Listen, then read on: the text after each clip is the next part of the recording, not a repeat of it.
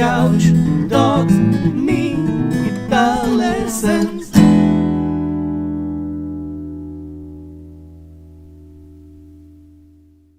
Hey there, LickNRiffers, I'm Asaf Levavi, and I welcome you to the third lesson in Finally Understanding Chords, the 10-lesson chord theory course right here on LickNRiff, for free, of course, as everything is over here on LickNRiff. So we're unlocking the secrets of the guitar neck in everything that has to do with harmony. Now, if you haven't watched the previous lessons, I strongly suggest you do. We're building things here, and we're relying heavily on the first lesson and on something that I showed you in the introduction, which is this table right here. It's the table of embellishments. So if you haven't watched the previous lessons, I strongly suggest you go and watch them first before we move on. So in this video, we're going to discuss nines, the add9 chord, the sus2 chord, sus4, and the sixth chord. So as usual, we're discussing the two main voicings of the chords on the guitar, the E voicing and the G voicing. So taking a fifth up, it's the C voicing and the A voicing. So we're going to concentrate in this lesson on these two shapes, and then we're going to check the other shapes like G and D and E and the rest of them. So what are sus chords, suspended chords? Suspended chords are called suspended chords because they have no third note. The third note moves either up to the fourth note of the scale or down to the second note of the scale. That's why a sus2 chord is different from a ninth chord. The second note of the scale is also the ninth, as I explained when I broke down the table below. So why not call it sus9? It's very, very, very simple because you're moving the third note of the chord. If you're in A, there you have the major third. If you're in A minor, you have the minor third. So if you take it one fret down, you're playing the second note. So it's 2. And it's suspended because now you have no third, and therefore sus2. This is neither a major nor a minor chord. And if you play it in A, it's the same second note. If you play it in A minor, it's the same second note. And now you can see why it's called suspended, because you can't tell whether the chord, the basic chord, the scale itself is a major or a minor. You need the third for that, and that's why it's suspended. Now, if you take the third up to the fourth note, then you get sus4. Okay, so in sequence you have 2, minor third, major third, fourth. Now, you call this sus4 because, again, you have no third. And this chord, the sus4 chord, is kind of a tensioned chord that wants to resolve itself back to the major chord. If you play in a minor key, kind of less so. In major scales, it works better as a tension chord. That's why it's a really weak tension. If you want to create more tension, play a 7 and a sus4, and then you play a 7 sus4 chord. And then you get a little bit more tension. But there's a catch to that, because a 7 sus4 actually sounds really, really pleasant. It doesn't have the 7th tritone in there. So take it with a grain of salt. Sometimes you play this, 7 sus4 to 7. But we're not discussing music theory and composition here. We're talking about chords. So let's go back to chord theory. Now, hopefully you now understand why the suspended chords are called suspended. But you'll understand it better when we talk about the add9 chord. The add9 chord is when you take this note, the ninth of the A chord. Okay, it's the open second string. It's the 2 of the scale, and an octave above it, it's the 9. So if you take it here, 4 on the third string, which is the same note, if you add it to an A chord, then you get this, a really beautiful chord. Okay, Why is that? Because you have 8, flat 9, 9. Okay, so now if you didn't understand what I said about 8, that's because you haven't watched the previous lessons. So go watch lesson 1, okay, and everything will be clear. So 8, flat 9, 9, and we add the 9th to the chord. And we have both the 2 and the 3. Okay, but we won't call it a 2 chord because it's an octave above the 1. Okay, we have the root, we have the octave above, and we have the 9th. And that's why we call it add9.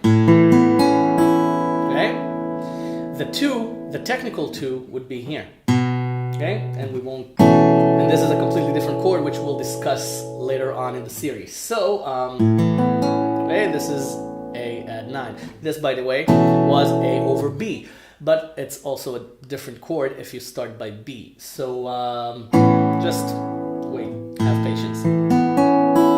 Add9. And that's the difference between sus2 and add9. Now you also have add11 chords, but that's more towards the more complex chords, so we'll discuss that later. And why I'm saying 11, look at the table below. 4 is 11. Okay, if 2 is 9, 4 is 11, 6 is 13. Okay, the octave above it. So if we add 4 to a chord that has the third, then it's add11. But we'll discuss that when we discuss more complicated chords. Right now, we're talking about basic chord structure. So how do we apply it to more chords?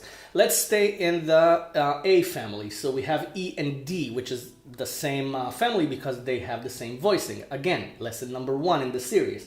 So it's the same thing. We have 8, so flat 9, 9, and we have E add9, or E minor add9. Okay, also a beautiful chord. Also this, which is A minor add9. Okay, you probably heard it before.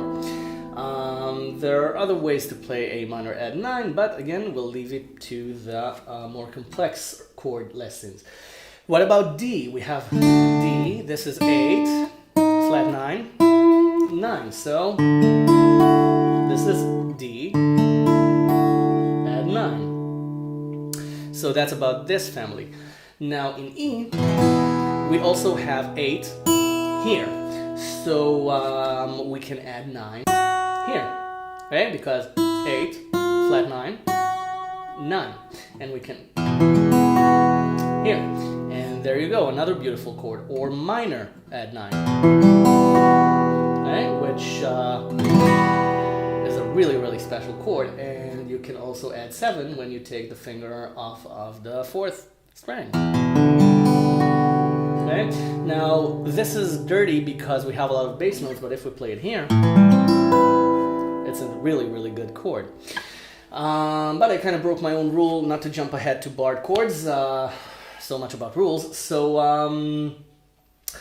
what about the G, C, and F family? Okay, in G, let's wait with G. In C, the primary chord shape that we use to build more complex lessons, the 9 is here because we have this. Remember, 1, 3, 5, 8. So 8, flat 9, 9. And you've probably seen this chord everywhere. It's C add9. And if you watched the previous lesson, now you can understand a complex chord. Now you can understand the jazz 9th chord. And the jazz 9th chord is what we call 9. A 9 chord also has the 7th in it. So if we have C, we have the 7th here on 3 on the 3rd string, and we have the 9th here on 3 on the 2nd string. So added together, we get a 9th chord. And you call it dominant 9 because it has 7, but in short you call it 9. So that's the difference between 9 and add9. Add9 sorry, is a normal chord with the 9th added to it. A 9 chord is a dominant 9th chord. It has the 7 and the 9. Now, if you want C minor add 9, then you take C, add 9, and you take the third down to minor third. And you get minor add 9, C minor add 9. Or C minor 9 if you add the 7. Okay? So there you go, a little taste of a little more complex harmony. So what about the 6? The 6 is, again, it's kind of the same thing. You take the chord and you add the 6th note. So in the A, E, and D family, you have the 5 here in A. The open E string is the 5. So 5, sharp 5, 6. So this is A6. And 13 is when you take 6 and add a 7th to it. And if you add 6 to A7, it becomes a 13 chord because it's a dominant 13. Okay, it's a jazz chord. So a little bit more complex. That's when you stack embellishments up. You can also add the 9th to it here with the open 2nd string. Okay? And then you really have a stack of embellishments. But let's not get ahead of ourselves. Okay? I just want to show A6. It's the same thing with E. Okay? It's on the 2nd string. It's 5, sharp 5, and 6.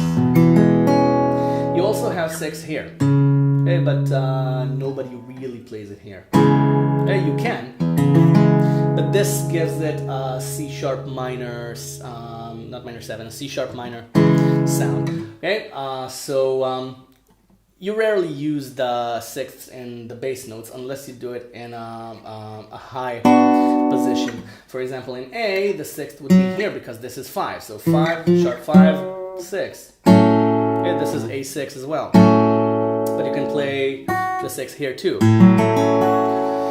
But now it sounds like F sharp minor. So you see, you can play with embellishments to a limit. But what about C? In C we have the 5 on the 3rd string, so 5, sharp 5, 6. So it's this. It looks like A minor over C. It's A minor over C, but it's technically correct to call it C6. And you can play it here and hear it a little bit better as a 6th chord. Now, when you start stacking the embellishments up, for example, if we add a 9th to this, then we get this, or this, because we have 1, 3, 6, 9. And then we start getting, again, to complex harmonies. So when you talk about the G shape, it's a little bit problematic because again, there are problems in doing this in barred form. So usually you just think of the barred form as A because you have the A shape here. We'll discuss that when we reach the caged method lessons. So in G, we can just use the basic shape. We can't really move it around, but if we want sus4, we have it here. Okay, the 1st fret on the 2nd string. Okay, because we have the major 3rd on the 2nd string. Okay, remember 1, 3, 5, 1, 3, 1. So 3 major 3rd goes up to 4. Okay, but now we find something really interesting. This is not really sus4 unless you don't play the 5th string because we have the 3rd here. And that makes it an add11 chord. And this is why talking about the G shape gets us into a lot of trouble. But we'll keep on going. The 9th is here. Okay, because we have the 8 on the 3rd string. So 8, flat 9, 9, and we have add 9, 2 on the 3rd string, or like this. And I'll stop here because I don't want to get into really complex shapes that get us nowhere, because we can find them later on in the series. So that's it about the suspended chords and the difference between suspended and add9 and where to find them. And I really hope that by now, if you've been following all previous 4 lessons, including the introduction, all previous 3 lessons, I should say, this is the 4th, including the introduction, then you're starting to see that you can find the notes on your own if you remember the basic shape. So starting from the next lesson, we're going to discuss more complex shapes like the augmented chord, the diminished chord, and the diminished 7 chord, and also the minor 7 flat 5, which is half diminished. But I don't want to scare you. Just go to the next lesson and watch it and see for yourself that it isn't as scary as you think. So I'll see you in the next lesson. Thanks for watching and have fun. Bye for now.